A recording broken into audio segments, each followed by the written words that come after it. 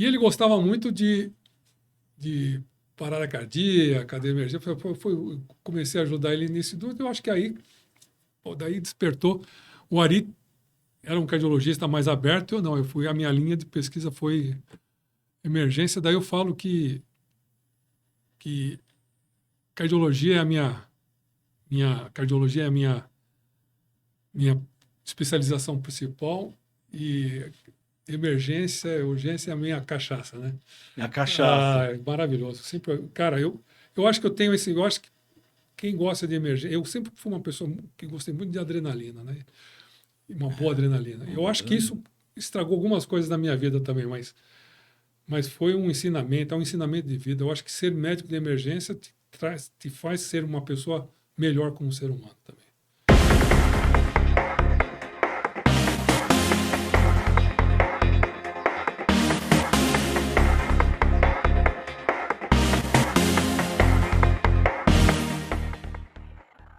Olá, eu sou o Valtecir Lopes, consultor técnico da revista Emergência, e hoje nós temos o Emergência Entrevista e o nosso convidado é o Dr. Sérgio Timmerman.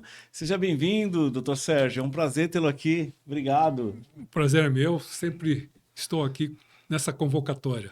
Que ótimo. Olha, o Dr. Sérgio ele é doutor em cardiologia, diretor do Laboratório de Simulação e Emergência Cardiovascular, ou melhor, o antigo, porque agora é o Centro de Parada Cardíaca e Ciência da Ressuscitação. É especialista em urgência e emergência, trouxe o ACLS para o Brasil, fez a história da ressuscitação, ele faz a parte da história da ressuscitação, né? Os Timmerman, o professor Ari também, grande, né? Que trouxe aí a história da ressuscitação. O ACLS, né? Foi das primeiras turmas que trouxeram o ACLS aqui para o Brasil, aqui. Nós também aqui com o BLS, suporte básico, é um dos fundadores aí do ILCOR, Aliança Internacional dos Comitês de Ressuscitação, e foi presidente também da Fundação Interamericana do Coração, Perfeito. que faz parte do ILCOR lá, que são as 7 delegações, né, dos comitês de ressuscitação do Canadá, do American Heart, a Fundação Interamericana, que um brasileiro, o único brasileiro foi o senhor, que foi presidente da Fundação Interamericana do Coração por muito tempo. Isso. E nós temos o Comitê de Ressuscitação Europeu, o Asiático, da Nova Zelândia, o da África, que forma a Aliança Internacional dos Comitês de Ressuscitação, né? É uma entidade que elabora as diretrizes, os guidelines, né, que são publicados aí de tempos em tempos. Foi ainda consultor na área de emergência por muito tempo do Ministério da Saúde também, entre outras e tantas atividades que a gente poderia dizer aqui, né, doutor Sérgio? Eu agradeço a presença, tive a honra de de fazer parte do seu grupo durante quase 9 anos no Laboratório de Simulação e Emergência lá, que hoje nós temos aí o Centro de Parada Cardíaca e Ciências da Ressuscitação. Conta pra gente como é que funciona. Foi um prazer, é um prazer estar aqui com você. E você não faz parte da. A casa sempre é sua. A hora que você quiser. Eu tô voltando. Um instituto, um laboratório. Laboratório de treinamento, como é o nome, né? Laboratório de treinamento. Eu me baseei muito no meu início de cursos de suporte básico e suporte avançado de vida. Um dos locais da minha vida em que eu me baseei foi, na época, a Universidade de Miami, o Jackson Memorial. E o Jackson Memorial tinha um grande professor, que é o professor Gordon, Michael Gordon. O Michael Gordon foi uma pessoa muito importante para nós conseguirmos iniciar os cursos de urgência e emergência no Brasil. Por quê? Porque o Michael ele tinha um Medical Training Simulation Lab dentro da Universidade de Miami. Traduzindo Medical Training Simulation Lab, é laboratório de treinamento e simulação. Falei, poxa, professor, eu vou chamar quando eu for montar um centro de treinamento dentro da minha instituição, eu vou chamar de laboratório de treinamento. E a gente chamava de LITESC. Então é o LTSEC, né? LITESC, como vocês quiserem. Então nós lançamos, na época, o LITESC, o LTSEC, que é o laboratório de treinamento, e é bem um termo nesse, assim, é um laboratório. Eu falei, gente, eu mesmo falei, um dia nós vamos mudar esse nome. Porque ele é um laboratório, é algo novo dentro do que nós pretendemos. Por isso que agora ele está se transformando no Centro de Parada Cardíaca e Ciência da Ressuscitação, que é uma terminologia no qual é um local focado para emergências de uma maneira geral, mas principalmente emergências cardiovasculares e ressuscitação. E é importante vocês saberem que o próprio Medical Training de Miami também foi modificado. Hoje não se chama mais Medical Training. Agora, com o falecimento do professor Michael, se chama Gordon Center. O Gordon Center. Agora é o Gordon Center. Puxa, que legal. Então, essa é a história do laboratório de treinamento que eu iniciei no Instituto do Coração. Só fazendo já que você falou sobre isso, nós estamos fazendo até um recordatório disso. Já existiam uns cursos de ressuscitação, óbvio, antes da minha chegada. O que acontecia com os cursos de suporte básico, suporte avançado, eles vinham com alguns convidados internacionais, os convidados faziam algumas palestras, alguns cursos e iam embora e não deixavam nada do ponto de vista de história para a gente. Aí eu falei, poxa, deixa eu conversar com os pares nos Estados Unidos, porque assim, eu gostaria de trazer os cursos American Heart, que é o suporte básico, o suporte avançado. E que ano esse nós estamos? 1900... A gente começou em 1996, mas o primeiro curso foi em 1998. 98. Daí, o Gordon, o Nabil El-Sanadi, não sei se você se recorda, o Nabil é um médico que era de Fort Lauderdale, a gente pode até falar mais para frente com ele. O professor Calker. Professor Calker, lá do Arizona. Na época, o Bob Berg, também do Arizona. Que queria as compressões torácicas cantina antes daquelas diretrizes, lembra? Exatamente. Faz essa compressão torácica contínua. Mas ele queria antes. Exatamente. Tudo bem que demorou um pouco para sair, né? Exatamente. E o Ed Stapleton. Daí ele falou assim, não, nós vamos te ajudar, nós vamos te colocar na frente da American Heart. Daí nós fizemos, foi em 1998, nós fizemos o primeiro curso oficial da American Heart, e a American Heart estipulou os cursos a partir daquele momento, uma parceria com a gente no Brasil. Todo mundo acha que a parceria, isso é uma história muito legal.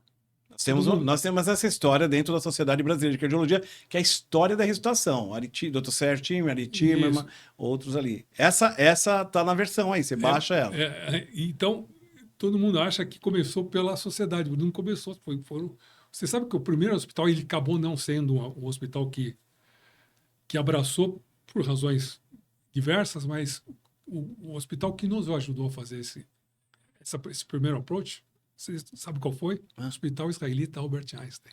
O Einstein, Depois, como não abraçou isso, o Instituto do Coração, a Sociedade Brasileira de Cardiologia abraçaram essa causa, que estamos aí até hoje aberta para o Brasil todo para fazer como foi. Mas o primeiro curso de ACLS e BLS foi feito pelo nosso grupo, onde você também faz parte da história, né? Faz parte da história, que história Exatamente. Linda. Nós tínhamos o CNR lá dentro, né, professor? Conselho Nacional. Você sabe o CNR? Eu vou fazer um desafio para vocês. Vocês vão me ajudar a remontar o CNR. Vamos. Eu não tenho mais idade, mas vocês é que tem que explicar vocês estão fazendo com que. E é muito importante hoje. É muito importante porque vamos pegar. O senhor foi presidente da Fundação Interamericana do Coração, que era, é parte do ILCOR. ILCOR tem, são mais de 180 países de conselhos nacionais de ressuscitação que são ligados ao ILCOR. E a gente tinha um presidente da Fundação Interamericana e tinha um CNR que não estava tão ativo assim, né? Deixa eu contar uma coisa que talvez isso... A gente fala que é meia-culpa, né? Às vezes a gente cria alguns monstros na vida. E eu não estou falando que eu criei um monstro, eu me sinto feliz, eu faria tudo novamente. Com toda esse meu approach com os Estados Unidos, eu fui convidado, depois eu fui eleito presidente da Fundação Interamericana, que fica, pouca gente sabe disso, a Fundação Interamericana, a sede dela fica ao lado da American Heart Association, em Dallas. E a American Heart fazia, não, Sérgio, a gente precisa de alguém na América Latina para nos ajudar a fazer essa parte do desenvolvimento da emergência. Você nos ajuda? Eu falei, claro, isso é a minha vida, né? E daí eu falei, ele falou assim, então vamos trazer o Conselho Latino-Americano. E tinha, claro, o Conselho Latino-Americano foi feito por um grupo amigo, até hoje, do Chile. E eu falei assim, puxa, mas claro, ainda mal e mal ele teve condições de ser iniciado, vamos fazer com que a fundação abrace essa causa. Eu estava como presidente e a gente traz, através da Fundação Interamericana, os conselhos. Eu falo que eu criei que a fundação não deixou os conselhos entrarem dentro dela, depois que eu saí dela. Mas uma coisa ficou muito bonita, porque quando o American Heart, o Conselho Europeu, falou assim, nós precisamos fundar uma sociedade, uma aliança. Por em 92? Não, a aliança ela começou em 92, mas ela foi assinada, cravada em 2000. Em 2000. É.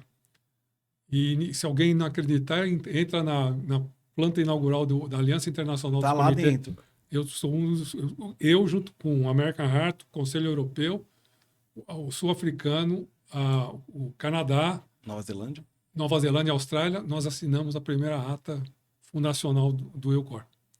Então, quando eu falo, vamos repetir, vamos trazer agora, o EUCOR está numa nova fase, e é uma fase muito interessante para quem, como nós, mas principalmente vocês, jovens, praticam emergência, eles estão precisando. Eu tive recentemente num evento que o pessoal falou, gente, cadê a América Latina? A América Latina está muito pobre dentro do EUCOR, então nós temos que reviver isso. E eles falaram, e agora é um momento, porque o EUCOR está querendo mais países nacionais. Que maravilha. Então, eles não querem só continentes. Então, acho que está um momento de um Conselho Nacional brasileiro agregar as pessoas que possam fazer e trazer a ciência da emergência e ressuscitação. Só para as pessoas entenderem o que é o EUCOR. O EUCOR é uma aliança, como a gente falou, de vários. Só não tem ainda, só não entrou na Aliança Internacional alguns países do Oriente Médio. O resto, o mundo todo está. O mundo todo está. E o que acontece? Eles criam um consenso e, em cima desse consenso, saem as diretrizes norte-americanas, europeias, as nacionais. Então, o que está faltando? Eu acho que a gente precisa trazer a nossa casuística nacional, e eles querem.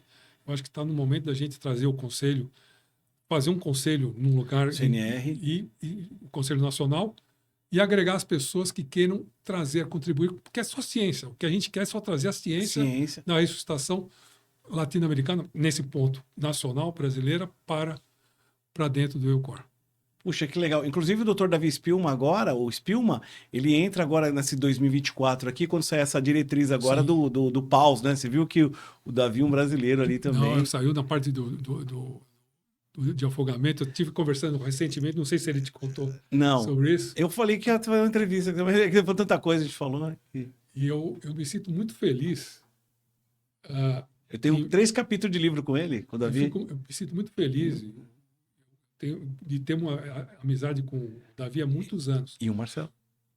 E o grande Marcelo Marcelo é seu parceiro, é diferente. Não, mas eu gosto do Davi. O que é isso? Você gosta? Eu adoro o Davi. Tá escutando.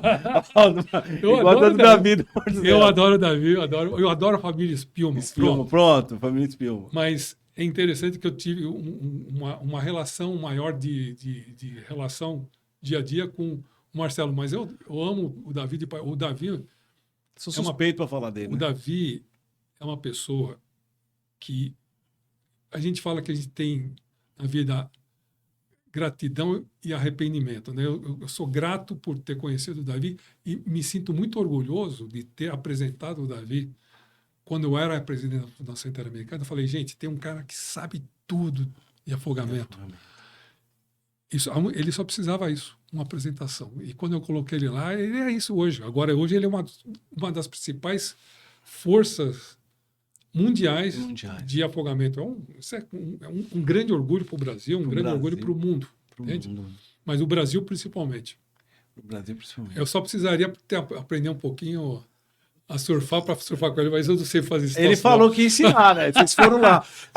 Vocês foram lá, lembra que vocês foram agora? Vocês falaram uns 2 anos, quando a gente fez lá o código R, se não me engano, foi fazer lá. A gente fez lá no... Sim. Você foi fazer o mergulho lá, tudo. Mas lá, mergulho tudo bem. Agora ficar surfando não é comigo, não. Não, surfando não. Nós temos mais história, Davi. Nós temos mais história, Sérgio. Doutor Sérgio, a gente tem mais história. Nós temos aí o famoso as bandas de diferencial de compressão ou as bandas de diferenciais e dos trabalhos que é referência mundial é seu. Sobre as marcas. Vocês podem estar Autopulse, tem o Lucas, tem vários. Mas um dos seus trabalhos foi esse há mais de 20 anos. Que é um trabalho do equipamento que é novo, que faz restauração sozinho. E esse trabalho, foram, se não me engano, 3 ou 6 trabalhos mundiais, que é referência em cima disso até hoje, o seu é um deles. O primeiro grande trabalho de referência, modéstia à parte, foi o meu seu trabalho, porque foi o primeiro trabalho em seres humanos. Primeiro trabalho de seres humanos. Vamos contar um pouquinho o que é essa banda de diferencial, equipamento que comprime. Qual é a finalidade? Como é que a gente faz? Foi, inclusive, objeto da minha tese. O meu doutorado foi em cima disso. Seu doutorado. Qual foi a ideia? Qual é a ideia especificamente em relação a isso? Que você tenha algo tão eficiente quanto a massagem cardíaca. Massagem cardíaca a gente sabe que é a coisa mais importante para a manutenção da vida. Então, você tem que ter uma manutenção da vida que substitua ou pelo menos iguale a qualidade da ressuscitação manual. Mas como assim, Sérgio? Eu não quero um equipamento que seja... O ideal seria até que ele fosse melhor do que isso. Então, a ideia é... Eu quero um equipamento que ele nos dê boa pressão de perfusão coronariana. Boa PPC. E bom fluxo sanguíneo cerebral. Os 2 PPCs, cerebral e coronário. E ele tem que ter o suficiente igual uma compressão de qualidade. Quando foi feito em animais, os equipamentos automáticos, qual é a finalidade? A finalidade de um equipamento automático é evitar a fadiga do socorrista. Então, nós falamos, quando foi feito esse protótipo, foi um protótipo, um grupo americano, que foi um grupo que o Cal me apresentou. Ele falou, Sérgio, vamos fazer um protótipo. Eu queria, a pena que eu não guardo, eu preciso saber onde está esse protótipo até hoje, mas é uma coisa absurda, é um monstro. Nós fizemos exatamente a banda de restituição, que é o Autopulse. Banda diferencial. E nós fizemos em seres humanos, que estivessem em parada cardíaca terminal, e a gente tinha que estudar se ele aumentava a pressão de perfusão. Você imagina, eu tinha que fazer uma boa massagem, trocar ele para esse equipamento, randomizar. E o cateterismo? E fazer e colocar equipamentos para fazer a medição de pressão. No átrio? Nós fizemos isso. O pessoal do Instituto Coração me ajudou muito. Treinamos muito. Esse treinamento, um dia eu falo como é que foi feito. Puxa, que legal. E hoje esses equipamentos estão aí. E ele foi o primeiro grande estudo. Depois ele serviu de base para os outros estudos e mostrou, o meu estudo, mostrou que o protótipo do Autopulse fazia 33% mais aumento de pressão de perfusão maior do que a RCP normal. E por que ele não pegou até hoje? Não é que não pegou. Está em classe 2B ainda. Mas o que ele precisa? Precisa de pessoal muito bem treinado e que o equipamento seja... Ele está tendo novas gerações, eu acredito que ele não vai, e nem há um intuito, ele não vai substituir ninguém. Ele vai ser mais uma ferramenta para ajudar as pessoas. Então, hoje ele é um equipamento importante para transporte, tanto dentro do hospital quanto transporte pré-hospitalar. E é muito interessante em alguns locais, por exemplo, numa sala de hemodinâmica, em que a pessoa está... É um exemplo. Então, me sinto muito feliz. Essa foi uma das linhas de pesquisa que a gente está fazendo. Existem outras novidades que a gente está indo atrás de fazer novos equipamentos simples, mas que podem ser que aumente a pressão de perfusão coronariana, sendo para os próximos capítulos. Pô, que show. O nível de evidência, eu falei classe 2B, existe os níveis classe 1, que é definitivamente recomendado, o classe A, que é muito bom, classe 2B, que é bom, né? Classe 2B, que exatamente. É bom. E o classe 3, que pode dividir em dois. Não, pode ser ruim ou não faz, pode causar lesão. Mas a grande maioria dos 3 é fique fora. Fique fora. Então, a pergunta, ele tá no classe 2B ainda? Ele está no 2B, mas eu acredito que mais para frente ele vai para o 2A, porque ele precisa ele precisa de uma atração maior de pacientes, né? O que é muito difícil, mas agora existem 2 grandes trabalhos, um deles é do Lars, que deve trazer novidades mais para frente aí. Então, vocês estão sabendo da história das bandas de diferencial, ou seja, tanto aquele que vocês conhecem a marca do Autopulse, também tem o Lucas, existe outros. É muito bom também, existe outras marcas aí. E a história do treinamento do metrô, né? Que o metrô, nós temos a de 2009, a de 2006 a 2009, aqueles 44 colapsos, 30 estavam em parada cardíaca e 4 tiveram alta hospitalar. Mas aí o senhor apresentou um novo nesse congresso. Temos 176 pessoas juntando. Lindo isso, né? 176 seres humanos. Estamos perto de 40% de sobrevida dentro do metrô. Hoje eu posso falar com toda a razão que se você tiver que ter uma parada cardíaca em São Paulo, tenha dentro do metrô. Nós estávamos no congresso em 2009, nós estávamos no congresso da Socesp em 2009. Quando eu falei isso. Agora eu afirmo Você falou isso no congresso em 2009, estava na mesa. Você sabe que são 17 anos de um projeto ininterrupto.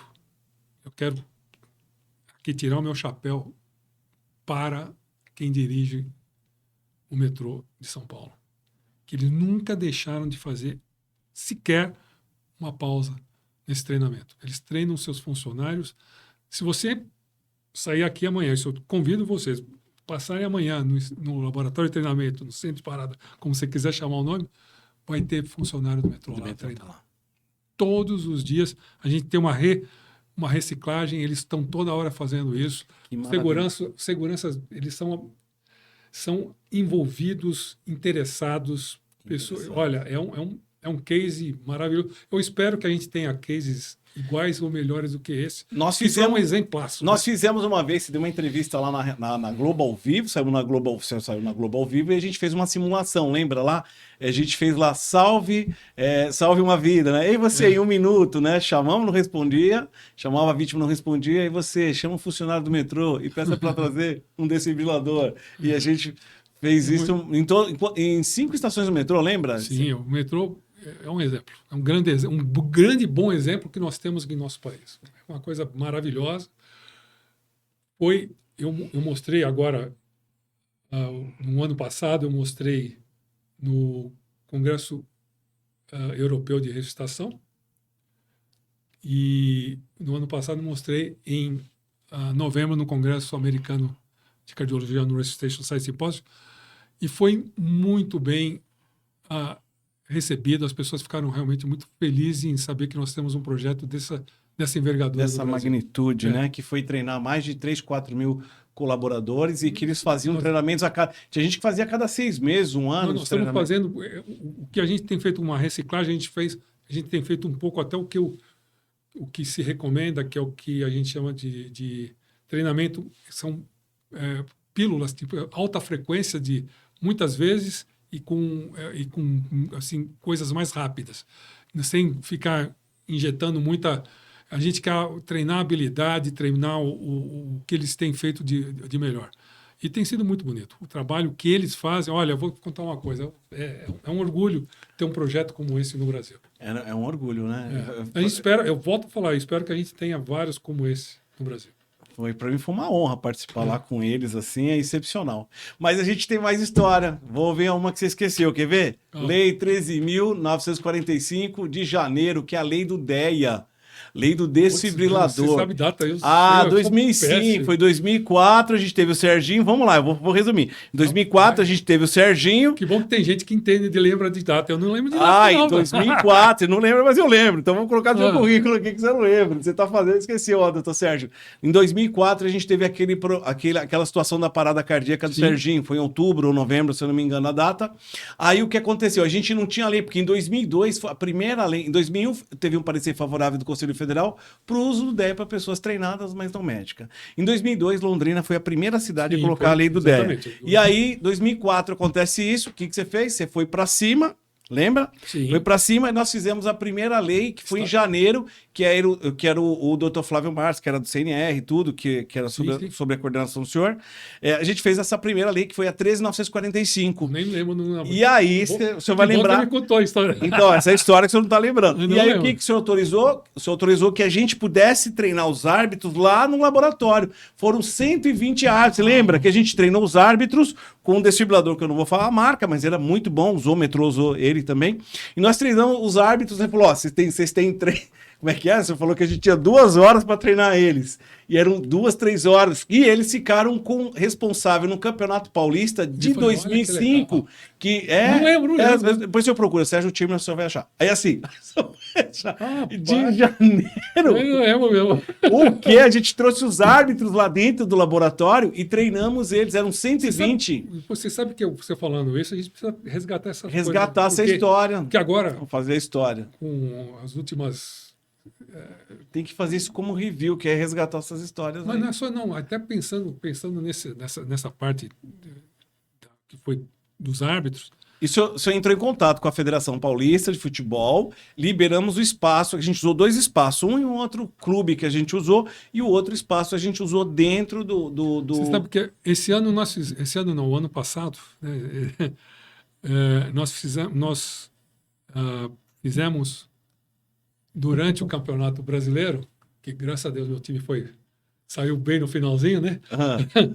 Nós fizemos uma ação durante um jogo e durante 2 jogos, um com um time e outro com outro time. Eu vou falar os Pode? Times. Um foi o Palmeiras o Palmeiras. Tem... e outro foi o Corinthians, graças a Deus.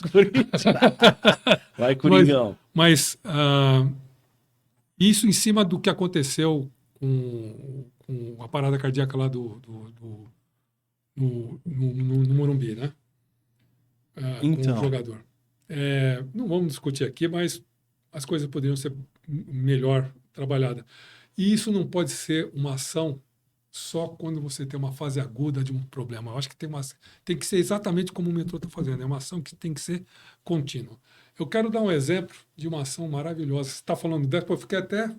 Vou resgatar essa ação. Mas teve uma ação muito bonita no ano passado da UEFA. Não sei se vocês chegaram a ver. Se não chegaram a ver, vale a pena. Se der para colocar que é a Get Training Save Lives. Uhum. E a UEFA colocou uma série de jogadores de futebol mostrando como faz ressuscitação. Um deles é o Haaland e outros. E saiu no site oficial da UEFA e foi feita com o Conselho Europeu de Ressuscitação. Puxa, que lindo. Não é lindo? Não vale a pena a gente fazer isso no Brasil, pô? Vale a pena. Vamos conversar, eu vou conversar com... Eu vou conversar com... Eu não vou conversar... A gente pode falar com a federação, mas eu posso falar com o meu time do coração também. Traz o Coringão lá. Mas a gente trouxe os árbitros lá. Né? Essa dos extremamente importante. Sensacional. Foi. E os árbitros, eles fizeram tudo bonitinho. E o Deia ficava com eles, né? Lembra? O Deia ficava com eles, né? Cara, vamos resgatar. Mas essa aí foi o senhor que o seu chamou, falou, vamos fazer isso, não sei o quê. Você não lembra? Vamos fazer isso aqui. Eu me lembro que a gente fez algumas ações. A gente foi pra praia. Isso não. Da praia eu me lembro. Foram várias aí. E uma coisa que... Eu me lembro que na praia chamava BLS on the beach. Suporte básico de vida na praia. Na praia. Fomos pro Acre também, lembra? A gente foi pro Acre, lá para Cruzeiro do Sul, aí Sergipe, eu rodei vários aí. Mandou para vários lugares. E a história, uma coisa que tem no laboratório que eu acho maravilhoso, que me fascina, e quando chegava pessoas novas aí, vinha um pessoal lá, vinha um pessoal e eu vinha passando aquelas histórias do Maurício de Souza, que você colocava. Tinha as fotos do Maurício de Souza e tinha a história da ressuscitação. Me fascinava aquelas histórias ali, né? Todo mundo que entrava ali, eu fazia questão de passar o quadro por quadro ali. Eu pedi para o Maurício, um grande amigo e paciente há muitos anos, que fizesse a corrente da sobrevida com a Turma da Mônica. Maurício de Souza. Está falando do Maurício de Souza, que é amigo pessoal do Sérgio. Então ele fez a Mônica, o Cebolinha, o Cascão e o Chico Bento ajudarem a salvar vidas. Isso... Tem a Mônica com o Deia, colocando o Deia lá. Sim. Você sabe que a gente precisa até mudar um pouquinho, né? Porque eles tinham, se eu não me engano, é o Franjinho, que está chamando por socorro no telefone. Pô, ninguém mais chama por socorro no telefone, agora é no celular, né? É no celular. Vinha no celular. Agora precisamos colocar o celular e não no telefone público, né? Já não existe mais isso. Quer dizer, existe, mas muito pouco usado, né? Era um barato. Era uma cena. E tinha uma equipe muito bem animada, sempre teve uma equipe muito bem animada lá dentro, né? Continua tendo. Mas continua, né? Que maravilha. E aí, Sérgio, a gente tem vários trabalhos que você vem fazendo aí na área de educação e tem a famosa, lembra aquela entrevista que você deu uma vez no Fantástico sobre a hipotermia? Por exemplo, eu conversando assim, bem, a gente atende a parada cardíaca em rua, não é isso? Tanto no BLS quanto avançado, e entra para o intra. Tá, depois que entra, o que faz, né? Por exemplo, a famosa hipotermia terapêutica, que é cuidados pós-ressuscitação, né? Isso. E o último elo que entrou a reabilitação, né? Mas o cuidados pós-ressuscitação. Porque você tem 4 artigos que chamam a atenção, você tem 4 artigos sobre a hipotermia terapêutica. Inclusive lá, um daqueles que é o Kundalan, né? Que é famoso ele também. Com o Dalan, nós fizemos um outro tipo de trabalho especificamente de hipotermia. Não, a gente fez com o Dalan nós fizemos um trabalho de hipotermia durante o infarto agudo do miocárdio. Isso a gente pode falar um pouco mais sobre isso. Puxa, que legal. Mas as próprias diretrizes agora, elas têm sido muito enfáticas no que fala. A gente não fala mais nem o termo hipotermia terapêutica. A gente coloca hoje o controle direcionado da temperatura. Controle direcionado da temperatura. Por que isso? Porque os trabalhos do Nielsen, mostraram que é o seguinte, o que vale pós-parada cardíaca é que você faça um rigoroso controle da temperatura. Tem uma série de rigorosos controles que você tem que fazer no pós-ressuscitação. A oxigenação, a pressão, a frequência, etc. E também a temperatura. Manter o que a gente tem que evitar com que esse paciente tenha febre. Se o paciente sai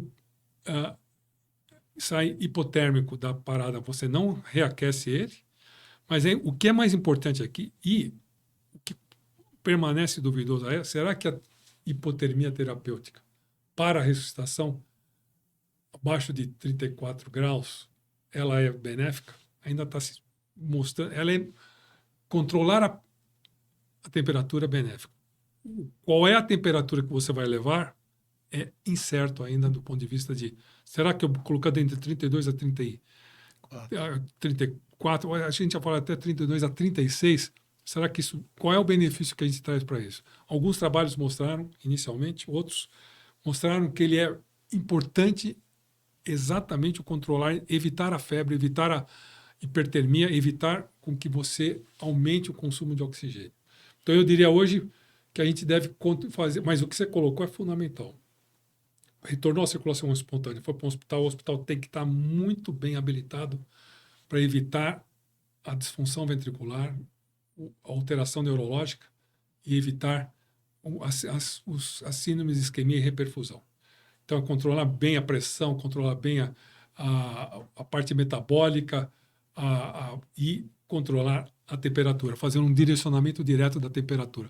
Eu tenho um termo que eu gosto muito, que a gente tem que fazer uma modulação terapêutica da temperatura e que pode muitas vezes ser trabalhado com hipotermia, com temperaturas mais baixas, para alguns casos. Trazendo o trabalho do Dalan, aqui é um spoiler porque a gente ainda não está terminando algumas coisas. Nós fizemos, será que se eu baixar a temperatura durante a parada cardíaca, durante o infarto agudo do miocárdio, não a parada cardíaca, durante o infarto agudo do miocárdio, eu reduzo a área necrótica e congelo a área isquêmica? Parece que alguns trabalhos têm mostrado. Nós fizemos um trabalho, só o Dalan para fazer isso, viu? Caramba! O Dalan, nós fizemos isso dentro da tese dele. O Dalan me ajudou a colocar 60 pacientes para fazer isso. É a maior casuística mundial disso. E alguns trabalhos têm mostrado, alguns nossos números têm mostrado que a ressonância melhorava muito quando a gente colocava o paciente em temperatura abaixo de 33 graus. E olha, eu vou te contar uma coisa. Sabe quanto tempo a gente colocava o paciente? Você vai fazer, Sérgio, como é que você fazia isso? Você fazia... Você não deixava ele fazer a angioplastia, o paciente chegava em infarto no pronto-socorro. O Dalan ia lá, entrava na hemodinâmica. Ele, antes de começar ia começar o cateterismo de um lado, ele posicionando o catéter endovenoso da hipotermia. Colocávamos o paciente em hipotermia em 14 minutos. Em 14 minutos. Ele 14 colocava... minutos. Com um equipamento, em 14 minutos a gente conseguia botar temperatura de 32, 33 graus e fizemos assim em vários pacientes com infarto e que mostrou que a gente consegue reduzir alguns casos a extensão do infarto e a ressonância tem mostrado coisas muito interessantes em relação a isso. Estamos revendo ainda os estudos, mas vamos trazer isso mais para frente para vocês. Puxa, que legal. O trabalho chama Cool-MI Incorp. Cool, resfriamento, MI, infarto agudo do miocárdio. Puxa, que Vai legal. ver logo. Esse aí vai sair logo. Logo. Tem um capítulo que eu estou para escrever o ano que vem para um livro, acho que vai ser de medicina em área remota, vamos ver se a gente vai acertar isso, que é de conflito autonômico, né? Que é parada cardíaca decorrente de troca de calor, entrar numa temperatura mais baixa. E, por coincidência, eu amo nadar em água gelada. Eu sempre nado em água gelada, eu adoro. Rapaz, eu tenho uma mas sensação... você não põe isso? Ponho nada, eu adoro. Inclusive eu faço trabalho de mergulho também, né? Tem dia que eu entro em água quente e água fria, né? Água fria para mim, assim, a sensação que eu sinto, certo? Quando eu entro numa água gelada, assim, parece que os ossos vão quebrar um pouquinho, assim, dá aquela esmagada. Hoje, entre 1 e 2 minutos, eu aumento a temperatura, mas ferve de uma forma que chega a dar sono. Eu me sinto muito confortável. 15 minutos, depende da temperatura. Já entrei a 12 graus, 5, 6. Aí depende da temperatura. Passou uns 15, 20 minutos, eu começo a esfriar. Aí quando esfria, eu saio. Mas a priori, quando eu entro, leva uns 2, 3 minutos para ter aquela aclimatação. Aí quando esquenta, eu me sinto tão confortável que chega a dar sono, os olhos chegam a virar. Olha só. Aí depois começa a esfriar. Aí incomoda, aí eu saio. Mas a sensação, né, é uma atividade física, que todo mundo fala, faço atividade física. Mas eu faço porque me dá prazer. Me lembra aqueles golfinhos que pegavam os bichinhos para ficar doido lá, né? Não que eu estou usando droga. Mas para mim é quase que uma droga. Eu entro porque eu sinto prazer, né? Eu vou te falar uma coisa. Eu tive uma experiência o ano passado que eu saí das minhas experiências. Eu vi que você entrou com os cachorros lá no meio do gelo. Lá. Ixi, rapaz, se eu te contar essa história... Eu falei que você tá fazendo com essa história... Olha, esses cachorros. Você estava onde? No Polo Norte? Eu vou contar para você. Os cachorros. Você estava com os cachorros no meio do gelo. Eu vou contar para você. Ali? Você sabe que esse cachorro me deu... Eu nunca mais vou entrar com esse cachorro. Eu tomei um tombo. Não, rapaz, eu passei mal. Eu quase... Eu arrebentei minha... Aquele vídeo que você viu foi alguns minutos antes de eu tomar um tombo, né? Você viu? E eu tava menos... Não, eu não. Minha mulher... O pessoal tava... Minha mulher que me filmou depois, né? Mas, pô, eu quase fui... Eu tomei um tombo e quando eu fui tentar pegar novamente o trenó, eu estirei minha perna, fiz um hematoma pesado. Mas eu tava lá. Tava menos 20 graus lá. Menos 20 graus. Mas alguns dias antes eu fui visitar uns amigos meus na Noruega, em Oslo. E eles falaram assim, pô, hoje nós vamos fazer eu vou te levar para fazer uma coisa diferente. O que vai fazer? Vamos fazer uma sauna num lugar diferente. Sauna num lugar diferente? Né? Eu vou. Daí eu fui com eles lá à noite, eu tenho umas filmagens.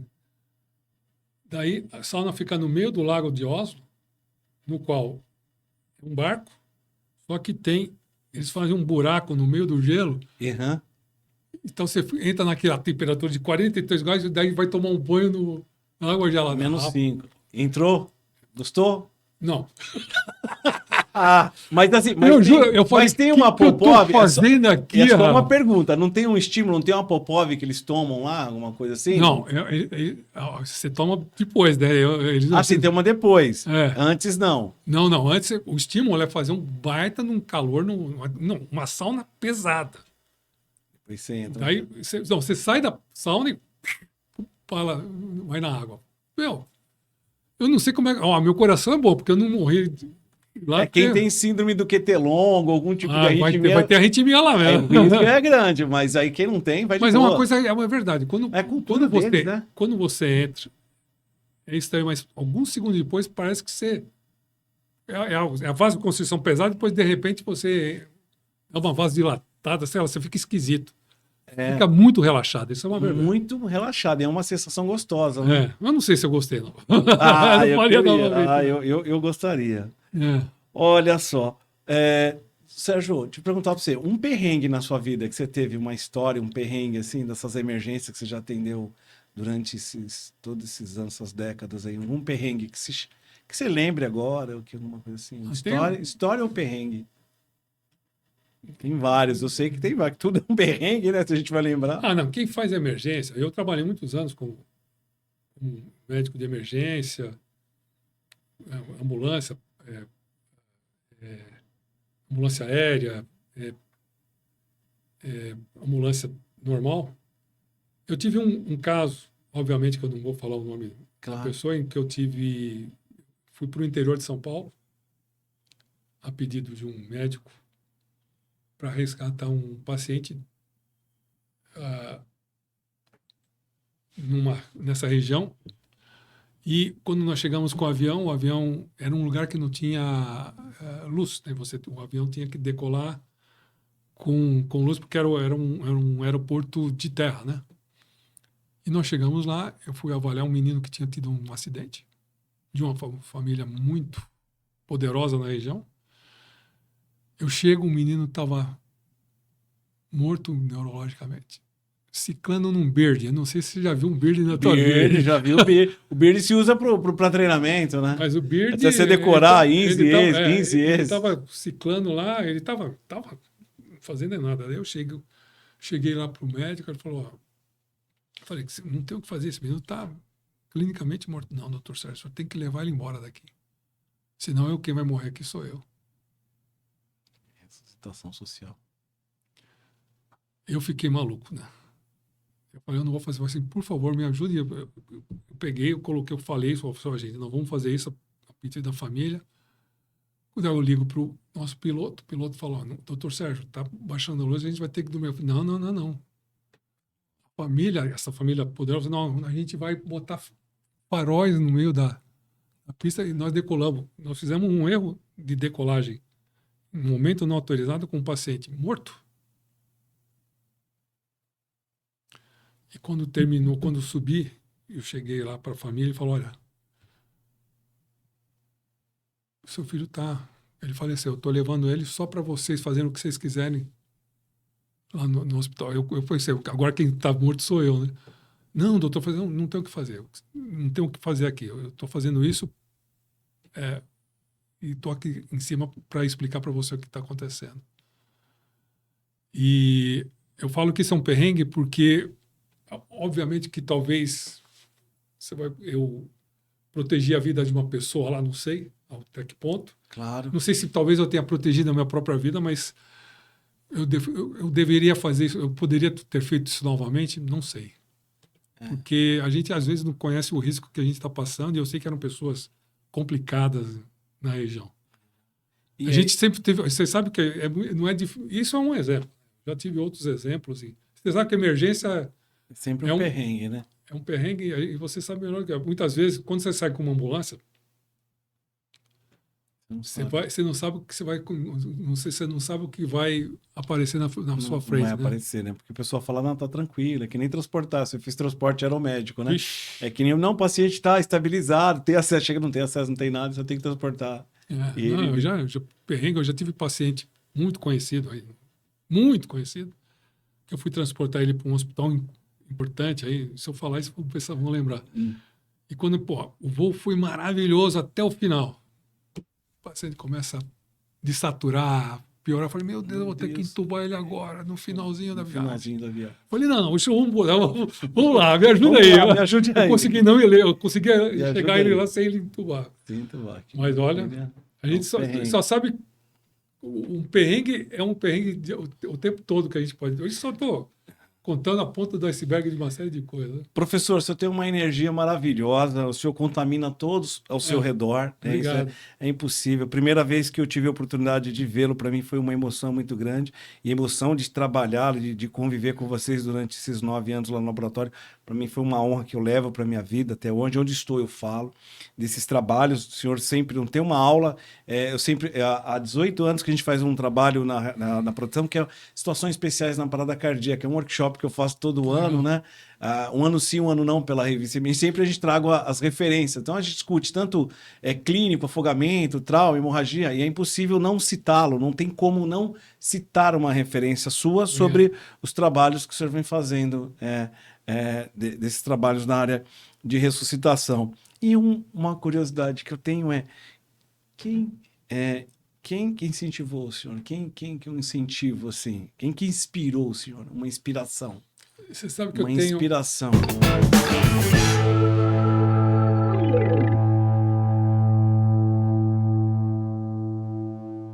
Eu tenho feito por uma série de razões, eu tenho feito eu estou revisitando minha vida. Aí se alguém fala, não, eu nasci para ser médico de emergência. Não, eu queria ser, em algum momento eu decidi ser médico. Eu perdi meu pai muito cedo. Muito cedo, meu pai morreu. Eu sou o filho mais novo meu irmão mais velho, que é o Ari, são 11 anos mais velho do que eu, é quase que meu pai, né?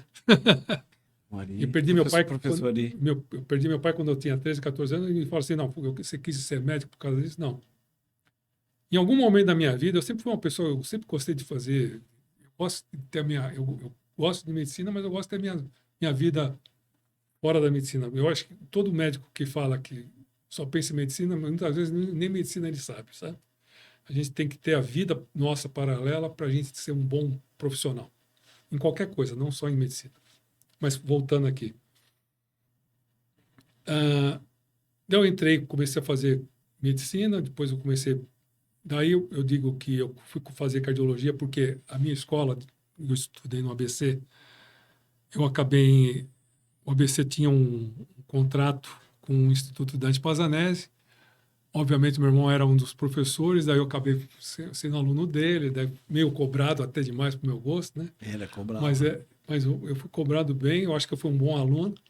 E, obviamente, que o meu irmão foi um momento importante em eu decidi ser cardiologista. E ele gostava muito de parada cardíaca, de emergência. Comecei a ajudar ele nisso tudo. Eu acho que daí despertou. O Ari era um cardiologista mais aberto, eu não. A minha linha de pesquisa foi emergência. Daí eu falo que cardiologia é a minha especialização principal e urgência é a minha cachaça, né? A cachaça. É maravilhoso. Sempre, cara, eu acho que eu acho que quem gosta de emergência, eu sempre fui uma pessoa que gostei muito de adrenalina, né? Uma boa adrenalina. Eu acho que isso estragou algumas coisas na minha vida também, mas foi um ensinamento, é um ensinamento de vida. Eu acho que ser médico de emergência te faz ser uma pessoa melhor como ser humano também. Então, eu acho que no momento que eu pisei na emergência, eu nunca mais quis sair daqui. É uma bela de uma cachaça. É uma cachaça, todo mundo fala isso. O bichinho morde, depois você não consegue sair mais. Fala, vou sair. Não mesmo. Você sempre, alguém te puxa, alguém... Eu vou ser sincero, eu saí de ser plantonista porque eu acho que a gente tem prazo de vencimento. É interessante que o momento que você se sente mais pleno como profissional, como ciência, você já não tem, não é gás, mas você sabe que se você fazer um passo além, você não vai você vai prejudicar o ser humano. Então, eu acho que agora é o meu momento de sair como plantonista e continuar como educador, que é coisa que eu sou até hoje na minha vida. Grande professor e educador. É. E que me incentivou muito. Primeira vez que eu conheci foi em 2002, eu estava no congresso da SOCESP, e isso foi lá em Campos do Jordão. Você estava com o professor Ari, apresentando um tema sobre ressuscitação, falando tudo. E a gente foi naquele congresso. Qual data foi? Em 2002. Não foi antes do... Eu fiz um evento... 2002, foi da SOCESP, foi lá em Campos do Jordão. Você foi no... Quando é que foi a SOCESP pós as Torres Gêmeas? A Torre Gêmea foi em 2001, SOCESP deve ter sido... Foi esse, então? 2002, foi esse. Foi esse. Foi esse que estava o Edward Stapleton. Eu acho que estava. Em que eu fiz o Ed Stapleton, para pouca gente que sabe. O Ed Stapleton foi um dos principais homens do Corpo de Bombeiro de Nova York, né? E ele fez uma aula chamada Pensando no Impensável. Pensando no Impensável. Eu nunca vou esquecer disso. E foi muito... O evento da Torre Gêmea, para mim, foi todo mundo sabe onde estava nesse dia, né? Eu sei porque... Sabe onde que eu estava? Onde? Eu estava chegando em Nova York. Você está chegando em Nova York? Não, eu estava chegando de Nova York. Tá chegando de lá para cá. Caramba. Eu tenho fotos. Se você quiser, um dia a gente põe isso na tua revista. Puxa, que legal. Eu tenho fotos junto com o Edward. E eu nunca vou me esquecer disso. 24 horas antes do que aconteceu, eu tiro uma foto junto com o Edward na frente das Torres Gêmeas. Um dia lindo. O dia do 11 de setembro foi um dia bonito também. E estava um dia lindo, ensolarado, quente. E eu fui fazer umas visitas antes no serviço de emergência do Ed. E eu peguei o voo à noite de uma das companhias que acabou tendo um problema.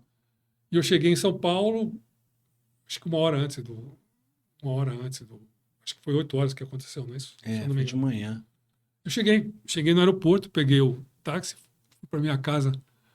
Eu ia tomar um banho para ir para o hospital. No mesmo dia eu ia passar no hospital. Daí eu cheguei lá, minha esposa ainda não tinha saído de casa. E ela saiu muito cedo. Ela falou, Sérgio, você viu?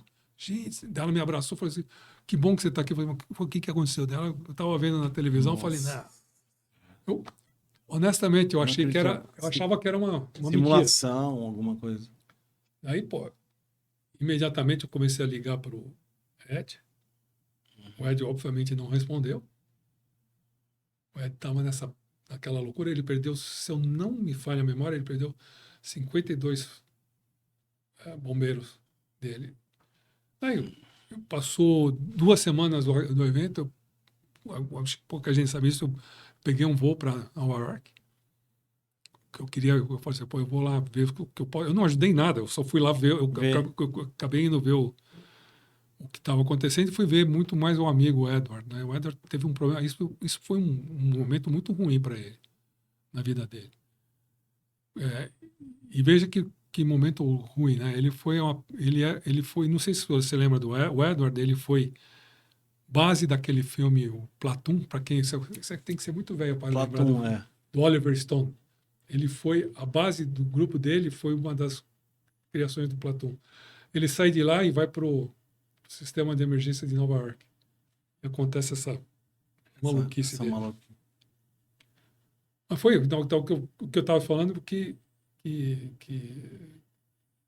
para mim sempre, sabe, as pessoas que vivem... E eu vejo isso na sua pessoa, nas pessoas que trabalham no nosso serviço de emergência, né? A gente sabe que o emergencista é uma pessoa muitas vezes muito mal paga, mas extremamente feliz com o que faz, né? Extremamente feliz com o que faz, né? Não é verdade? É verdade, gosta, né?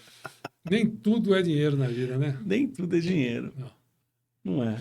Professor, eu sempre tive uma das maiores honras de estar aqui com os maiores especialistas, conversando na emergência. O senhor é um carinho diferente, porque eu conheço há muitos anos e eu tive a oportunidade de trabalhar com vocês lá no laboratório e para mim isso aí foi incrível. Me agregou e me agrega na minha vida até hoje. Para mim foi uma honra. Eu que agradeço sempre, sempre.